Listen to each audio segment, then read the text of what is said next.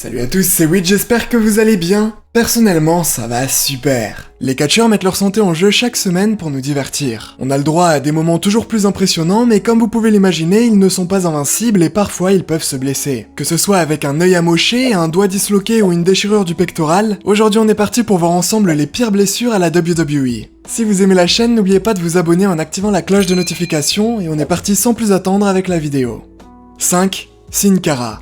On commence cette vidéo avec un moment qui s'est déroulé en août 2013 durant un épisode de Raw. Ce soir-là, le catcheur masqué Sin Cara affrontait le champion du monde poids lourd à cette époque, Alberto Del Rio. Les deux hommes commenceront le combat et très rapidement, Sin Cara va se jeter sur Del Rio en dehors du ring. Juste après, on pourra voir le catcheur se tenir la main et le match sera tout simplement arrêté. Cette fin était assez bizarre et on comprenait pas vraiment pourquoi ça s'était terminé comme ça. En fait, en sautant à l'extérieur du ring, Sin Cara va se casser un doigt sur l'épaule d'Alberto Del Rio. On pourra d'ailleurs voir ce doigt complètement tordu juste ici et évidemment c'était compliqué de continuer dans ces conditions. Le catcheur sera absent plusieurs semaines le temps de se remettre de cette blessure.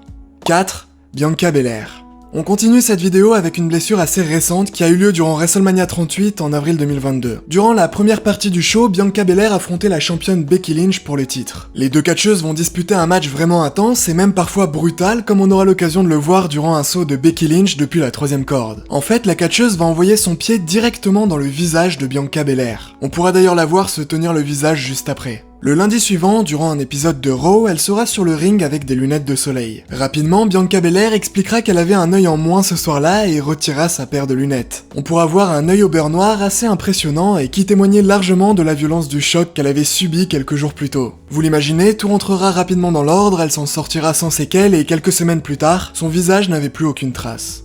3. Triple H. En novembre 2018 avait lieu le premier show Crown Jewel à la WWE. Ce soir-là, le main event était un match qui voyait les Brothers of Destruction affronter Triple H et Shawn Michaels qui faisait son premier match depuis sa retraite prise 8 ans plus tôt en mars 2010. Sur le papier, le match aurait pu être incroyable, mais dans la réalité, ce sera un peu plus compliqué. Ce combat était un peu un fiasco, on aura plein de moments un peu ratés, comme par exemple Kane qui perd son masque, enfin bref. Ce qui nous intéresse, c'est passé au début. Shawn Michaels se fera projeter dans le coin du ring, et juste après, Triple H va aussi y passer. Malheureusement, ce mouvement va lui provoquer une déchirure musculaire au niveau du pectoral. Juste après le match, on pourra voir une photo hyper impressionnante sur ses réseaux sociaux. Le catcheur devra par la suite se faire opérer, puisque c'était assez sérieux, et comme vous l'imaginez, il devra s'absenter plusieurs mois à la suite de cette blessure. Je fais un petit bonus pour parler de la blessure au pectoral de Cody Rhodes que vous avez certainement vu durant Hell in a Cell le mois dernier. En fait, quelques jours plus tôt, en se battant contre Seth Rollins, il s'est fait une mini déchirure musculaire et quelques heures avant Hell in a Cell, Cody va faire un entraînement de muscu où il va se reblesser en soulevant un poids, ce qui expliquera pourquoi il aura cette énorme tache au niveau du pectoral.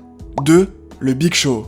On remonte en juin 2008 durant le show One Night Stand. Ce soir-là, il y avait un match déterminant le prochain challenger pour le titre de champion ECW entre Tommy Dreamer, le Big Show, John Morrison, Chavo Guerrero et CM Punk. Le combat va commencer et tout se passera normalement jusqu'au moment où le Big Show en dehors du ring s'empara d'un escalier. John Morrison va l'attaquer par derrière avec un kendo stick et le catcheur tombera en avant. Quelques instants plus tard, on pourra le voir complètement en sang au niveau du visage. En fait, en tombant en avant, sa tête va violemment se heurter à l'escalier au niveau de l'arcade gauche. Cela n'empêchera pas le Big Show de se relever pour continuer son match et détruire tous les catcheurs qui se trouvaient sur son passage. Le lendemain, la WWE va publier quelques clichés de la blessure. On pourra notamment remarquer qu'il avait subi des points de suture et que son œil avait complètement gonflé. L'image était super impressionnante, mais finalement le Big Show s'en sortira après quelques jours sans séquelles. Et en première position, Roman Reigns.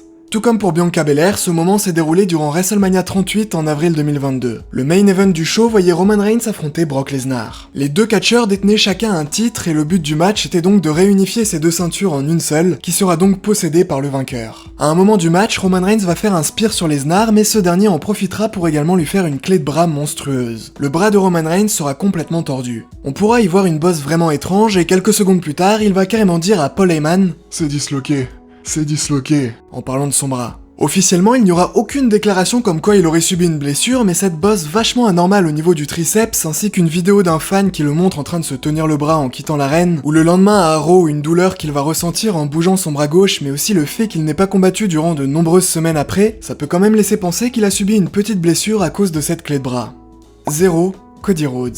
Je vous fais ce petit bonus qui m'avait vraiment marqué quand j'étais plus jeune. On est en janvier 2011 durant un épisode de SmackDown et ce soir-là, Cody Rhodes, qui avait une gimmick où en gros il se trouvait super beau, affrontait le luchador Rey Mysterio. Durant le match, il va se prendre un 619 en plein visage et on pourra alors le voir se tenir le nez en s'agitant de partout. On apprendra la semaine suivante qu'il avait subi une sérieuse blessure au niveau du visage et qu'il aurait besoin de multiples opérations chirurgicales pour retrouver son visage d'avant. On pourra alors le voir porter un masque absolument horrible à toutes ses entrées sur le ring les semaines suivantes. Ça va même conduire à une gimmick où il mettra des sacs en papier sur la tête des gens pour bien leur signifier à quel point ils sont laids. Bon, il y a de fortes chances que cette blessure soit fausse et qu'elle ait été mise en place pour la gimmick qu'il y a eu après, mais comme je vous l'ai dit, quand j'étais petit, ça m'avait vraiment marqué et j'étais persuadé qu'il avait le visage complètement détruit à cause de ce 619.